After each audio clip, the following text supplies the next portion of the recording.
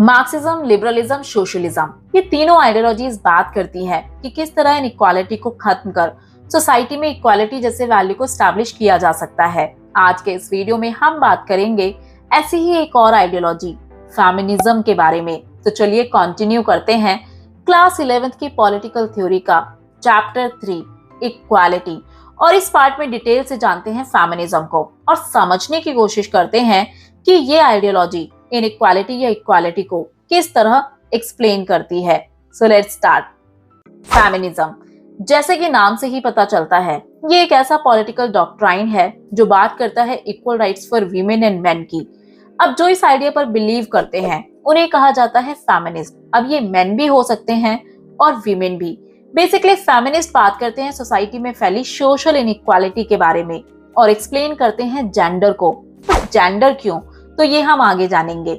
इनका मानना है कि आज हमें मेन और वीमेन के बीच में जो भी इनइक्वालिटीज दिखाई देती हैं, फॉर एग्जाम्पल अक्सर ये मान लेना वीमेन आर वीक, तो ये नेचुरल नहीं है। ऐसे थॉट प्रोसेस को अल्टर मींस चेंज किया जा सकता है और ऐसा कर मैन और वीमेन दोनों फ्री एंड इक्वल लाइफ्स को लीड कर सकते हैं। बट यहाँ क्वेश्चन आता है कि इनइक्वालिटी तो है, बट ये ओरिजिनेट कहाँ से हुई? तो फेमिनिस्ट के अकॉर्डिंग ये रिजल्ट है पेट्रियार्की का। अब ये पेट्रियार्की है क्या? पेट्रियार्की एक ऐसा सोशल इकोनॉमिक कल्चरल सिस्टम है जो वीमेन के कंपैरिजन में मेन को ज्यादा वैल्यू और पावर देता है। बेसिकली एक मेल सेंट्रिक सोसाइटी बना देना जहाँ सारे डिसीजन लेने का अधिकार सिर्फ एक मेल के पास है। और ये पेट्रियार्की एस्टैब्लिश की गई है इस अजम्पशन पर, जिसमें कहा गया है men and women are different by nature, और इनके बीच का यही डिफरेंस सोसाइटी में वीमेन की अनइक्वल पोजीशन को जस्टिफाइड कर देता है।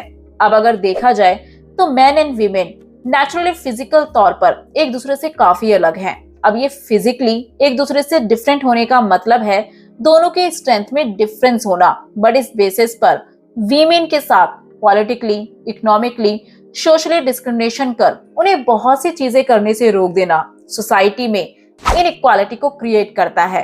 अब फेमिनिस्ट इस तरह की थिंकिंग को क्वेश्चन करते हुए डिफरेंशिएट करते हैं सेक्स और जेंडर के बीच में। सेक्स, इसका मतलब है मेल और फीमेल के बीच बायोलॉजिकल डिफरेंसेस का होना। मींस जब एक बच्चा जन्म लेगा तो बायोलॉजिकली या तो वो मेल है या फीमेल, ये डिटरमाइन किया जाता है उसके सेक्सुअल ऑर्गेन्स के जरिए।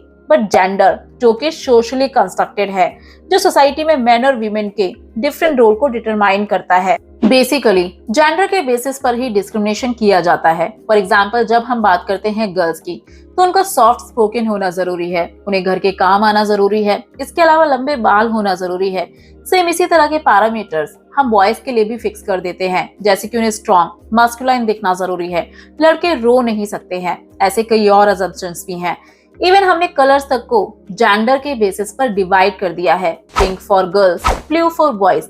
अब सोसाइटी में गर्ल और बॉयज के लिए इस तरह के पैरामीटर्स को फिक्स कर देना ऐसा जेंडर के बेसिस पर किया जाता है जो कि सोशली कंस्ट्रक्टेड है। अब इसका एक और एग्जांपल लेते हैं। ये एक बायोलॉजिकल फैक्ट है कि केवल वीमेन ही प्रेग्नेंट हो सकती हैं और बच्चे को जन्म दे सकती हैं, पर जन्म दे देने के बाद ये जरूरी नहीं है कि उस बच्चे को पालना सिर्फ एक वीमेन की रिस्पॉन्सिबिलिटी है, मेन की नहीं।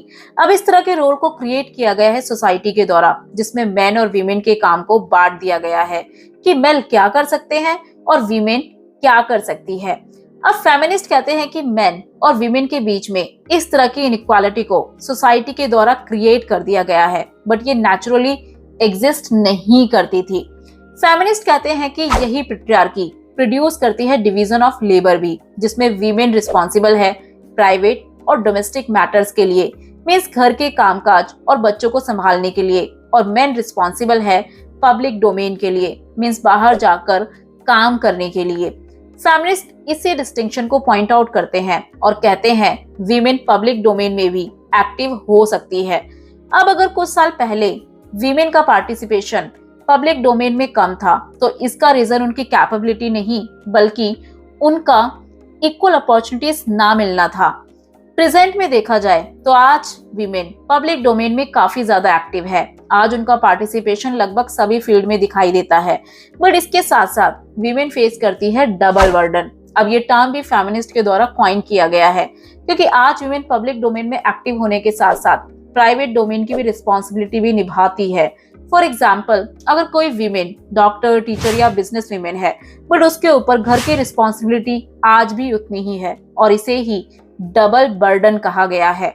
इसके बावजूद पब्लिक डोमेन में वीमेन को बहुत कम शेयर मिलता है। फेमिनिस्ट इसी पब्लिक और प्राइवेट डिस्टिंक्शन और जेंडर इनइक्वालिटी के सभी फॉर्म्स को एलिमिनेट करने की बात करते हैं, जिससे मेन और वीमेन के बीच इक्वालिटी को एस्टैब्लिश कर एक जस्ट सोसाइटी बनाई जा सके। होप आपको फेमिनिज्म समझ आया होगा। अगर आप फेमिनिज्म को और ज्यादा डिटेल से जानना चाहते हैं तो आई बटन पर दिए गए वीडियोस पर जाकर देख सकते हैं।